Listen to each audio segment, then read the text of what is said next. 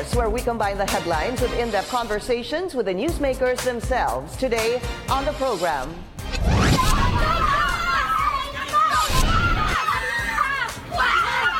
emotions run high after a House probe on the Dengvaksha controversy.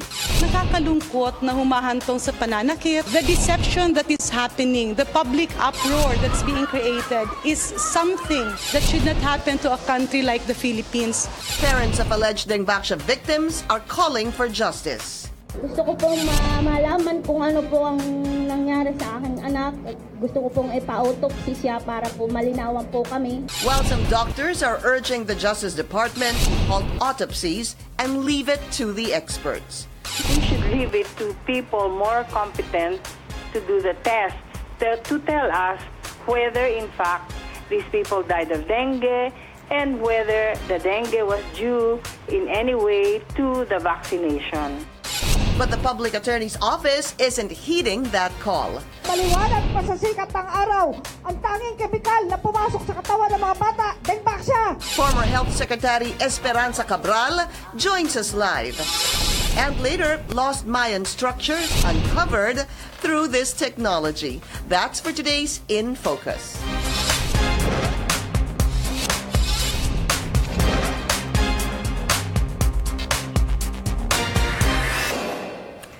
Thank you for joining us. I'm Pinky Webb. The Justice Department isn't heeding the call of a group of doctors spearheaded by a former health secretary to stop the ongoing autopsies of the Public Attorney's Office on alleged Dengvaksha victims. On Monday, several parents of vaccinated children gathered at the PAO office to seek medical and legal assistance. Also, 4 women tried to assault former Health Secretary Janet Garin after a House hearing on the controversial dengue vaccination program. In that probe, Dengvaksha maker Sanofi Pasteur refused to grant the Health Department's demand to refund used vaccines. Let's go straight to the source of the story. We have former Health Secretary Esperanza Cabral. Dr. Cabral, good morning to you. Good morning. I almost said good afternoon to you. How are you?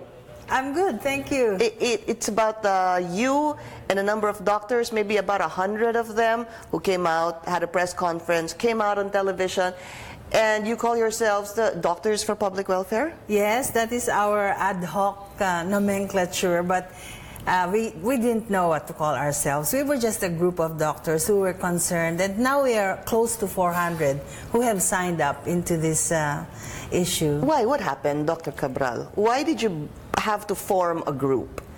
Well, because there's strength in numbers, let's put it that way. We wanted to make sure that people knew that it is not just one doctor's opinion, but many, many doctors' opinions and concern about the devastation that the vaccination program has suffered from because of this uproar about the Dengvaksha.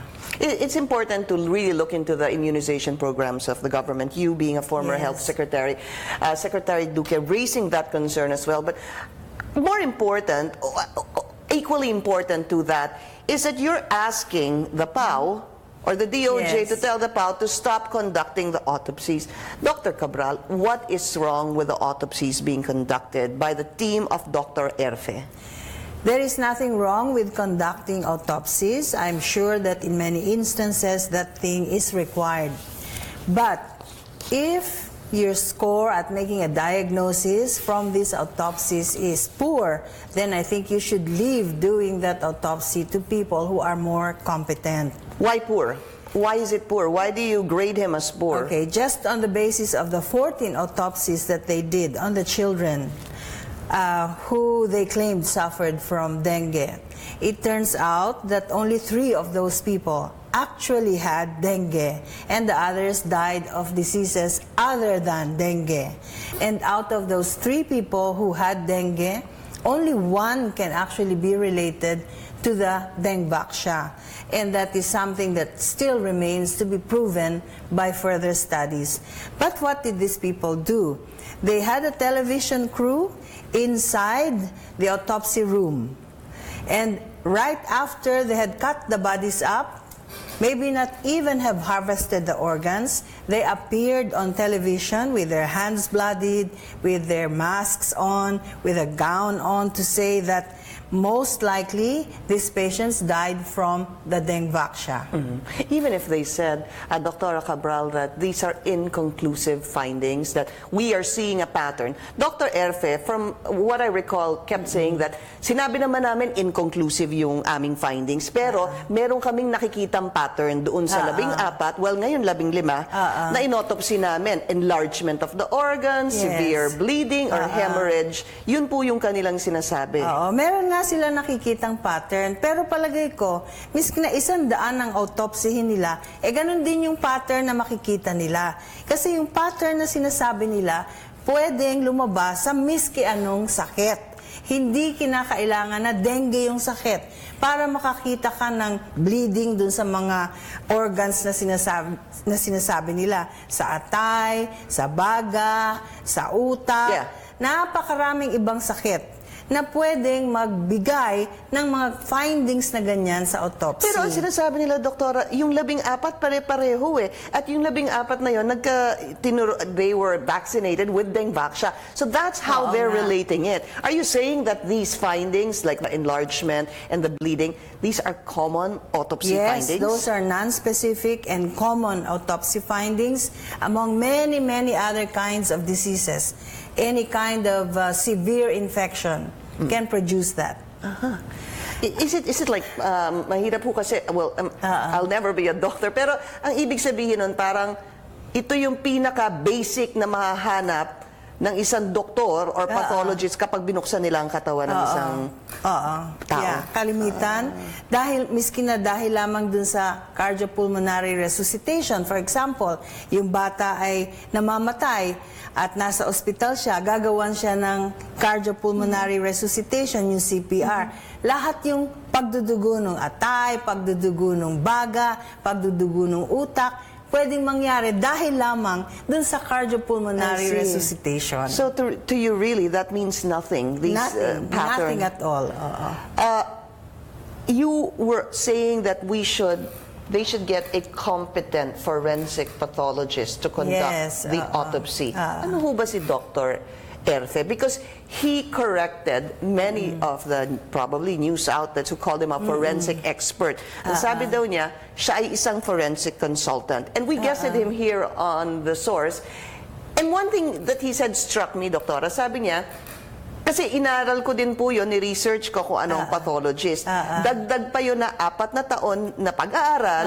Over and above that is about a year of training. Or 2 years, or 2 years for forensic pathology. Exactly, before you become a pathologist. But this is what he told me. He said that 95 or 90% of autopsies conducted here in the Philippines are done by non-pathologists. Let's hear it straight from Dr. Erfe during our interview with him. In the Philippines, majority of the medical legal cases are handled by those who are authorized, like the PNP, Crime Lab, and also the NBI Medical Legal Section. 95% of autopsies in the Philippines are conducted by non-pathologists. In our team, we have pathologists who will conduct the histopathology. The what, sir? Histopathology examinations. When we conduct the forensic examination, we give the tissue samples to the pathologist. Can you react to that, Dr. Cabral? Ang ibig sabihin niya, 95% of the autopsies, yung ibig sabihin niya ay yung kinukuha yung bangkay, pagkatapos hinuhiwa, pagkatapos kinukuha yung mga organs o mga parte ng organs para dalhin sa laboratorio para eksaminin nung sinasabi niya na totoong pathologist through a microscope or by chemical tests or things like that. Kasi yung tissue slides na sinasabi, Dr. Okay. Ganon. So totoo yun na miski nga sa punerarya merong mga tao doon na authorized na gumawa nitong paghiwa ng bangkay at pagkuha ng mga organs. Pero hindi sila authorized na gumawa ng diagnosis. So, hindi man lang sila authorized na magsabi na, ay siguro may relasyon ito sa ganitong sakit. Is it, how I'm trying to understand it, Dr. Cabrales, like for example, you have an executive checkup. Ano po? Meron pong, kunwari mag-ultrasound sa'yo. Normally, ako tinatanong ko yung medical technician. The technician, am I okay? And then that person will always tell me, I'm not allowed to give any findings on this. Absolutely. So ganun po yung sinasabi nyo. I see. How would you describe Dr. Erfe? Ano ho siya? Hindi ko siya kilala, pero sa internet, makikita mo may certain information about him. Nakasulat doon na siya ay doktor, Yes. siya ay abogado, Yes. at siya nga ay nagtatrabaho dito sa Public Attorney's Office. Ngayon, kung itatanong mo sa akin, ano ba ang forensic pathologist? Ang forensic pathologist ay isang doktor na nag-aral ng 4 na taon sa isang espesyalidad na tinatawag ay pathologist. At pagkatapos na nag-aral pa uli siya ng 2 taon sa espesyalidad na forensic pathology, na isang parte lang yun ng pathology. Okay? At pagkatapos nun ay kumuha siya ng eksaminasyon mula sa kanyang mga kapwa forensic pathologists, pinasa niya yon at siya ay ni-recognize nung kanyang kapwa forensic pathologists bilang isang forensic Ganun pa ho pathologist. pala katindi yun. So you become a doctor, you add 4 years, Yes. you add another 2 years, Yes. and then you take an exam, Yes. and then you pass it, and that. Right. So, And then you get peer recognition. kailangan yung peer recognition. Importante yun. So, is it okay to call him a forensic consultant? Well, I don't know what forensic consultant means. Maybe we should ask him what he means when he says he is a forensic consultant. Okay, so here you have you together with a group of doctors for public welfare rather, you're asking the Justice Department to tell the PAO to stop conducting the autopsies. Yes. What has this done, you being a doctor, you being a former health secretary, to siguro the behavior or the controversy on Dengvaxia? Yeah. Kung mapapansin mo, wala kang nakikita na doktor dito sa ating bansa or miski sa ibang bansa, pwera na lang kung palabas yun sa television show or something, na doktor na nag-autopsy. At mula dun sa autopsy table ay magsasabi ng diagnosis.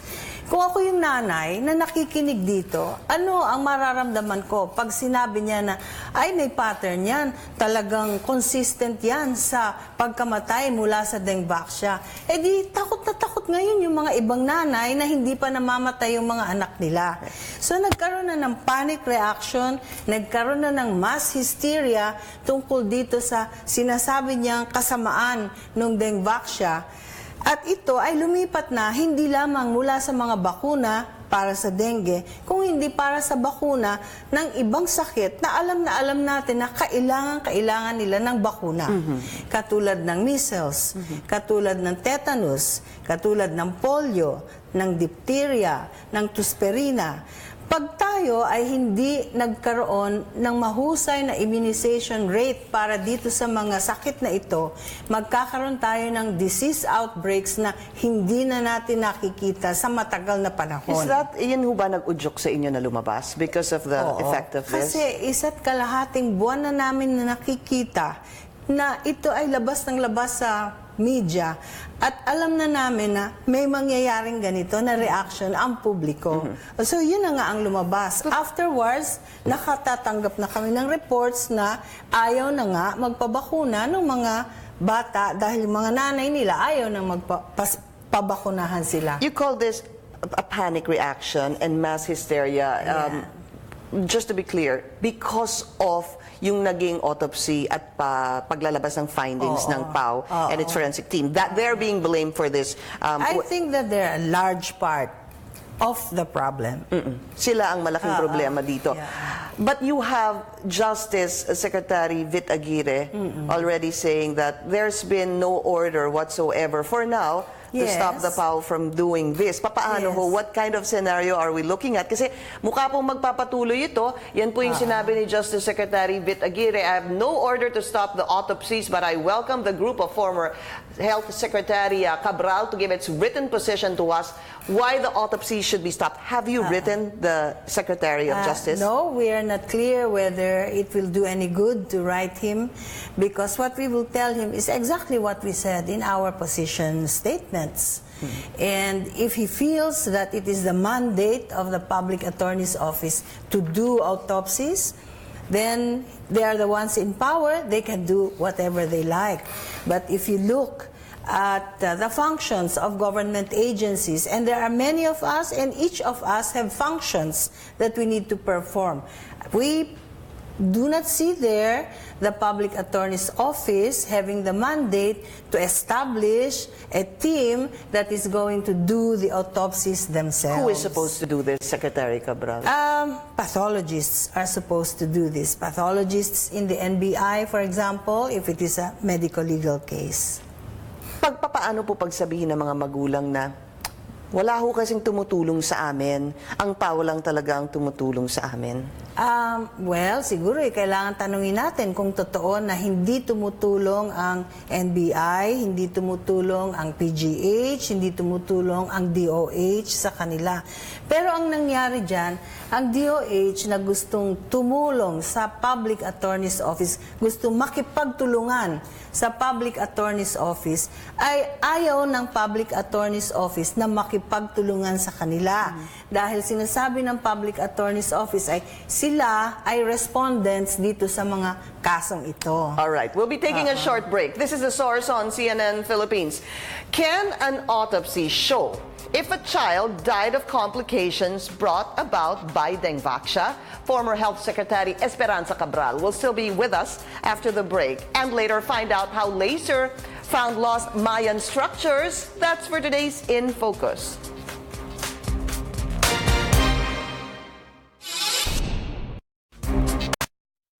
Para lang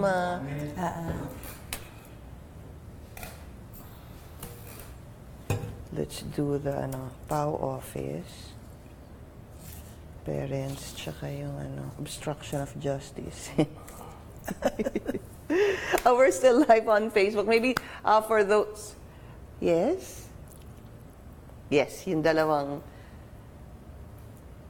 sort of Attorney Topacio and okay.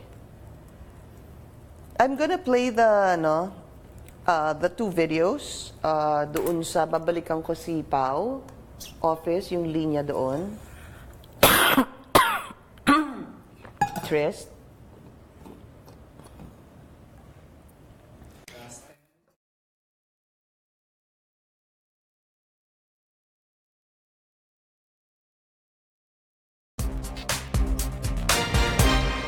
You're watching The Source on CNN Philippines. Our guest today, former Health Secretary Esperanza Cabral. I'm going to show the audience, and I know you saw this, Secretary Cabral, Dr. Cabral, what happened in the PAO office yesterday. Yun muna. It's a video. Our Rex Remigio was there. Ang haba po nung linya. Kasi sinabi po, ayan po, imagine all those people. Well, I'm just assuming, for the sake of the video, that these are parents na ang lakas po ng kanilang concern sa kanilang mga anak dahil nga nabigyan sila ng Dengvaxia. When you see a situation like that, Dr. Cabral, papaano na pagka ikaw na nagsasabi na sila na nga nag-create ng malaki na yung kanilang pananagutan sa mass hysteria at sa panic, and then yung tao sa kanila pa rin lumalapit? Kasi yun ang nakikita nila, di ba, na sinasabi ng office nila na ang DOH ay merong pananagutan dito, pumunta kayo sa amin, tutulungan namin kayo. Yeah. So, tapos dinadala din nila yan sa mga ahensya ng DOH, katulad ng Philippine Children's Medical Hospital na isang araw yata, ang report ng taga-Philippine Children's Medical Center PCMC? Oo. Yeah.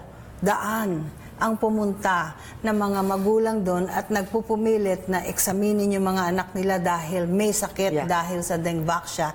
Yung iba nagpupumilit na kailangan ipa-MRI pa daw yung mga utak ng mga anak nila para dito. If you were, I mean, of course, water under the bridge, what should the health department do right now? Nagkukulang ba ang health department kaya po siguro yung tao ay lumalapit sa ibang mga ahensya? Siguro ay medyo nahuhuli tayo sa reaction pero hindi natin masasabi na nagkukulang sila. Kasi ang Department of Health naman sinabi, handa kami na eksaminin kayo kung kayo ay may sakit. At ngayon ay talagang sobrang dami nang pumupunta sa mga facilities ng Department of Health. Yeah.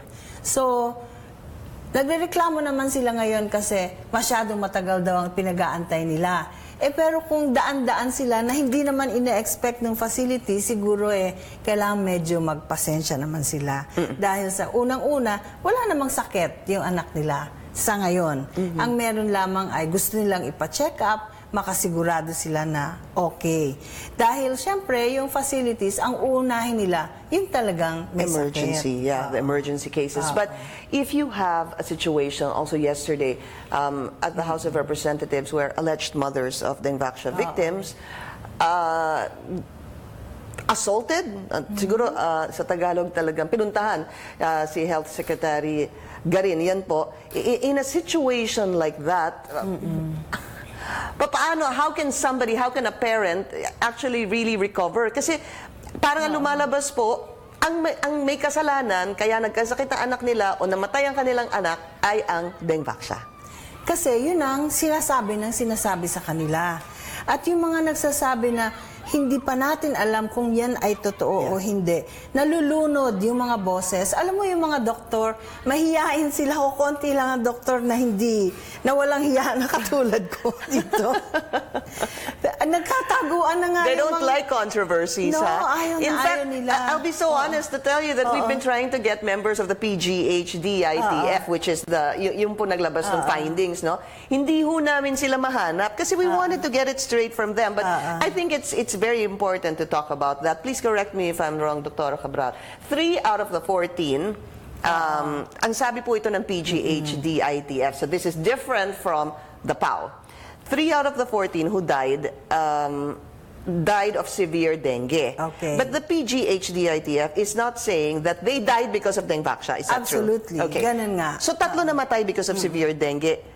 Ano ba ang ibig sabihin nun that may connection si Dengvaxia kaya po sila nagka-severe dengue, kaya po sila namatay? Ganun ho ba yun? Yun ang sinasabi ng task force, wala pa tayong pruweba na may connection sa Dengvaxia yung pagkamatay nila dahil sa severe dengue. Dahil yung severe dengue ay pwede pa rin nilang makuha miski na na-injectionan sila ng Dengvaxia at miski hindi. Okay? Ngayon, kung na-injectionan sila ng Dengvaxia, alam naman natin sa pag-aaral na ang effectivity ng Dengvaxia ay about 60% lamang. In other words, Hindi siya foolproof. hindi 100% at wala namang bakuna na 100%.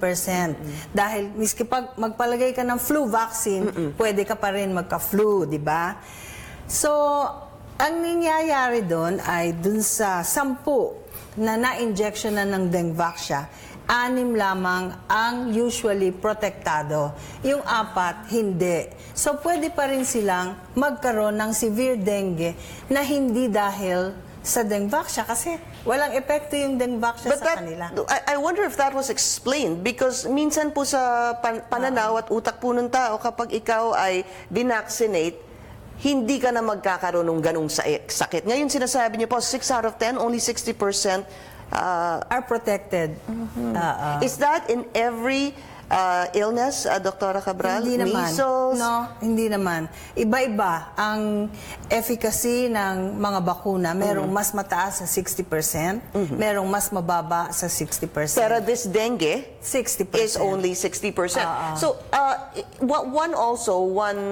one point that is being raised is that when you and the other doctors asked the PAO to stop the autopsies, they were saying that, hey, bakit nyo kami pipigilan? Lumalapit nga yung tao sa amin. In fact, sinasabi pa ho nila tungkol sa inyo, Dr. Cabral, they can possibly file a complaint against you because of obstruction of justice. Let's just go back to some of the statements made by Attorney Topacio of the VACC and PAO Chief Persida Acosta.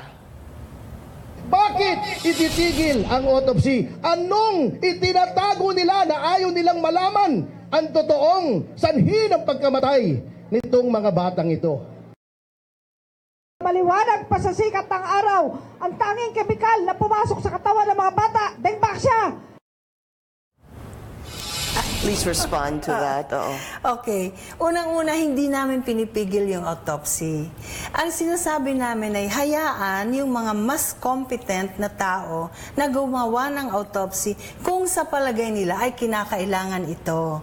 Dahil hindi naman autopsya lamang ang makakapag-diagnose ng gusto nating i-diagnose kung ano yung relasyon ng Dengvaxia sa pagkamatay ng bata, di ba? So, yun. Unang-una, hindi tayo nagpipigil ng autopsy. Sinasabi lang natin, hayaan ang mas competent na tao na gumawa ng desisyon kung kailangan i-autopsy o hindi.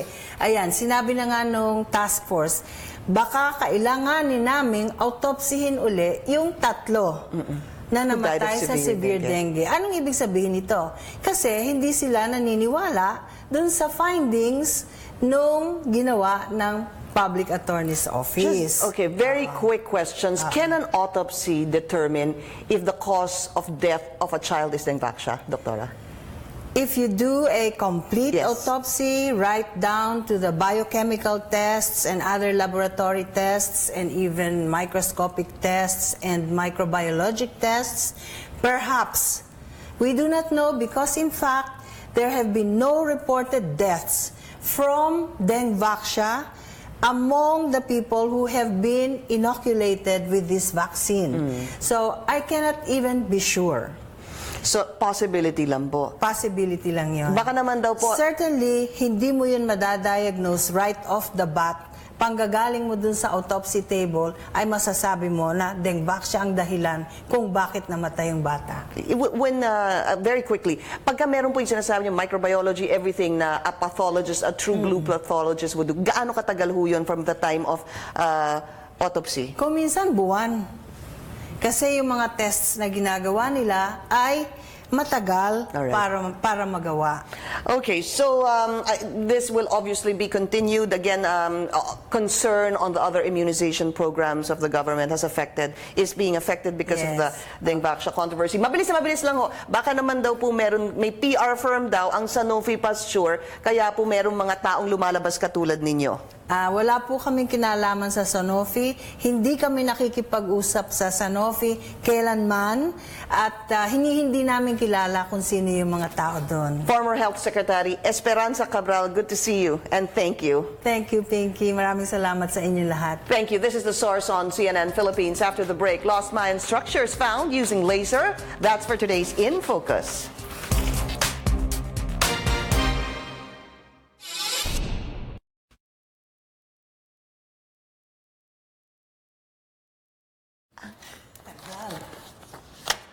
Hindi yan pwede na panggagaling mo dun I know you kept Kung saying. tugo pa yung kamay mo, masasabi mo na kung ano yung diagnosis.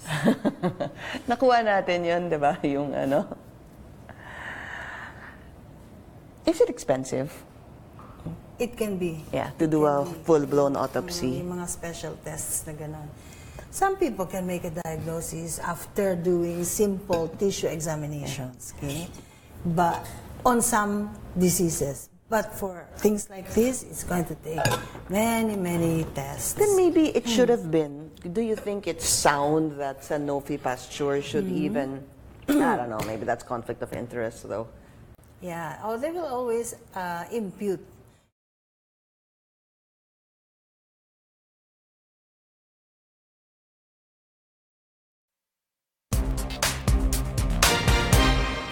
Time now for today's In Focus here on The Source. Here's another proof that not everything is what it seems to be. Researchers have uncovered thousands of previously unknown Mayan structures in Guatemala using laser technology. Watch this.